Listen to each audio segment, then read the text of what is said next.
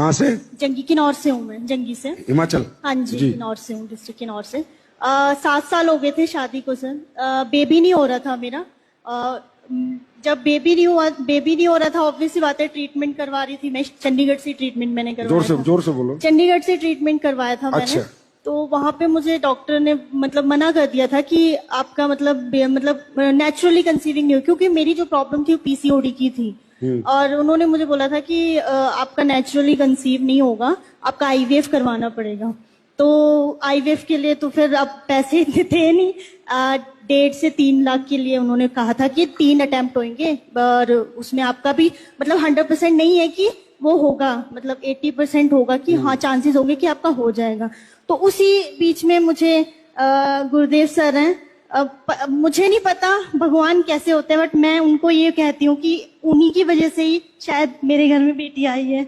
और आपको जब मना किया तो आपने हमारे क्या क्या प्रोडक्ट लिए?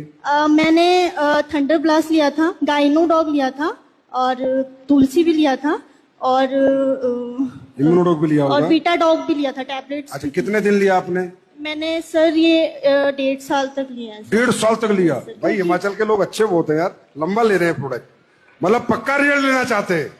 सब प्रॉब्लम बड़ी थी मेरी, इसीलिए। तो कितना पैसा खर्चा हो गया होगा टोटल आपका? हॉस्पिटल में नहीं, यहाँ पे 2 महीने का लेती थी मैं ना। फिर भी कितना हो गया होगा? 20,000, 30,000, 40,000? 80-90 नहीं होगा। 80,000? हाँ जी, 80,000 खर्चा किया, और जबकि आपको कहा था आप माँ ही नहीं बन सकती। नहीं, नेचुरली कंसीव नहीं हो सकता था मेरा। और ये देखो क्या नोडोक, और ये अभी 1.5 साल की। नमस्कार, इतनी ताली होनी चाहिए। नमस्कार सभी को। ये मेरी बेटी है, और ये इनकी बेटी है। इनका नाम ही हमने AWPL रखा हुआ है। और सबसे बड़ी